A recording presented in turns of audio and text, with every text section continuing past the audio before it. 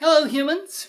I have put on my Star Trek shirt, one of my several Star Trek shirts, because I want to share a Star Trek theory from you. Yes, with you. I am stepping away from my usual trends and hEDS and the stuff I usually cover on this channel, and I want to talk about one of my passions. If you look, you can see I'm a geek. Everything up here will tell you I'm a geek. And I want to talk about being a geek. I want to talk about, Star Trek, because it's one of my favorite things to geek out about. I have a theory about Strange New Worlds. I'm going to share it with you. I also want to share it with, Jesse Gender and the people at Trek Culture, because Jesse and Sean, Ellie, Bree, Marcus, Tom, and occasionally Adam, they're my favorite go-to YouTube things to watch. Is between those two channels and a few others. It's where I get most of my geek content on YouTube, and I want to say something back to them. So I hope some of you will actually watch this. We'll see.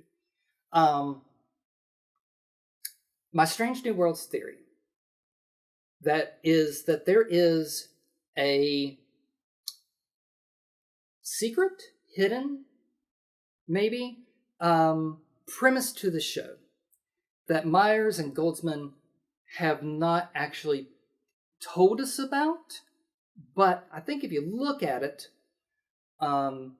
it becomes pretty obvious. The Strange New Worlds is not just is not derived just from like the Starfleet mission statement to seek out strange new worlds. It's also telling you it's also the strange new worlds that they're presenting to us is actually science fiction in general, and almost every episode can be seen as an homage to something else in science fiction or fantasy literature, television, or movies. And I think they're pretty explicit about it at first. One second. Episode 1, the pilot, Strange New Worlds. It starts with Pike watching The Day the Earth Stood Still, one of the seminal science fiction movies of all time. I mean, that's like, if you're a geek, you have had to have watched The Day the Earth Stood Still, not the Keanu Reeves version, the original. Nothing wrong with Keanu, but the original is just perfect. They shouldn't have remade it, as far as I'm concerned. And then the episode, Strange New Worlds episode, essentially has the same plot beats, however you want to say it, that The Day the Earth Stood Still. It's been Trekified, but it's still. See, I wrote about this before. How did I put it there? Alien visitor comes to planet, is chased by authorities, taken to research facility hospital. We're talking about Una and her two crewmates, rescued by other aliens. So that makes Pike the robot, or maybe Spock. Spock's probably the robot, and then appears before the world to say, "Hey, stop playing with big bombs. It never ends well." That's the plot of both The Day the Earth Stood Still and Strange New Worlds, the pilot, Strange New Worlds. And you can find other other homages in almost every episode. Let's just talk about the first season. And I've spotted, we're not going to talk about everyone. Spock Amok is Freaky Friday. Two people wanting to learn more about how the other one's life is. One is more, they're not understanding each other. They want to understand each other better, and they both wish that the other could see them from the other's point of Yeah, they could see things from Addie. They wish the other person could see things from their own point of view. And then they do. And they're both comedies. And they're both amazingly fun. Lift Us Up Where Suffering Cannot Reach. A little bit of The Lottery, just because they got the kid from the lottery, but much more the ones who walked away from Omelas. Ursula K. Le Guin's short story from the early 70s. Very important short story. It's in, I work in a library for my day job, and it's in several anthologies because it is considered a very important short story, especially in science fiction fantasy. And it's pretty much the exact same thing. Trekkified. The Elysian Kingdom. If that doesn't scream The Princess Bride to you, I don't know what else would. I mean, Pike, Anson Mount basically does the same kind of run that Chris Guest does. When he's playing the Six-Fingered Man and he runs away from the fight. Put those side by side. And there's more to it. I mean, the only thing they didn't have was a giant. Let's see. The Serene Scroll feels a lot like Pirates of the Caribbean.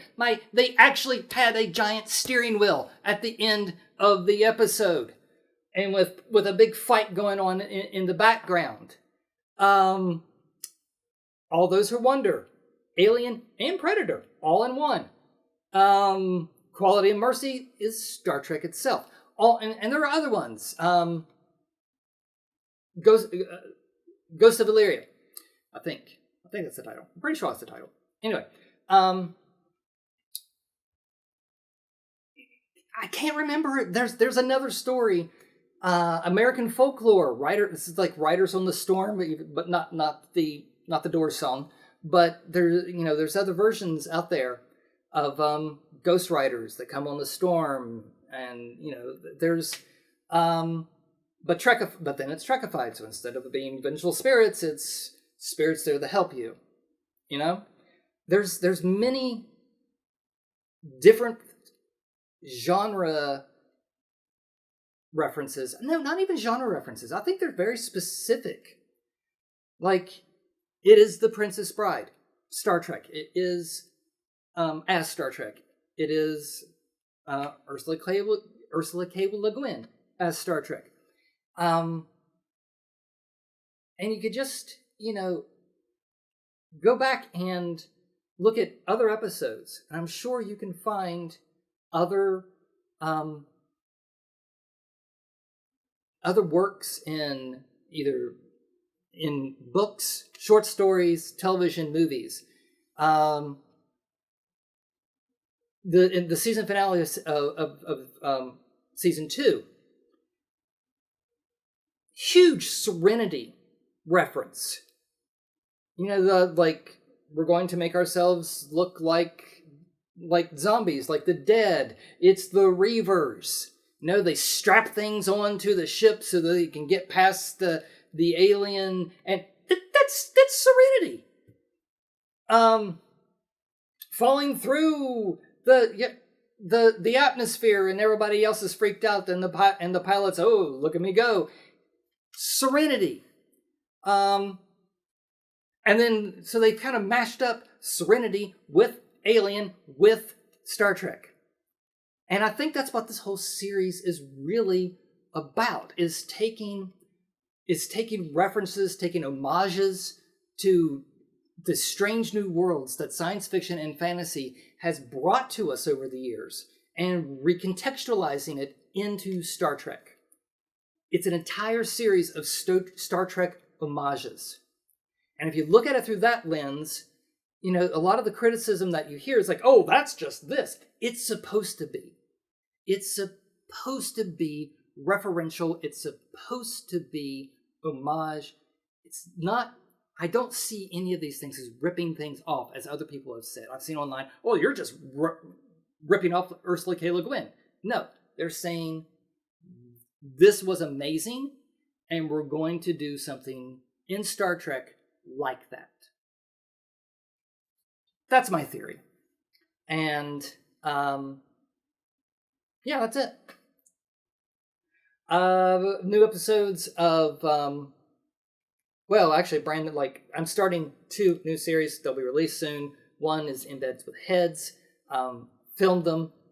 They're, going through editing right now. That's my one talking about. I shoot that one when I'm actually have to call off from work because of hypermobile Ehlers-Danlos Syndrome. So I turn it into an opportunity, and I sit in my bed and I record a video. I've done that, and I've started doing that recently, and I'll be putting those out soon. Also, Addison's Agenda, my take on cable news, if it actually covered queer issues well. Editing, I have episodes of everything coming up. So yeah, comments, questions at addisonsagenda.com. Thanks for watching. Hope to see you soon. Peace and long life. Oh wait, I'm in the right shirt. Peace and long life.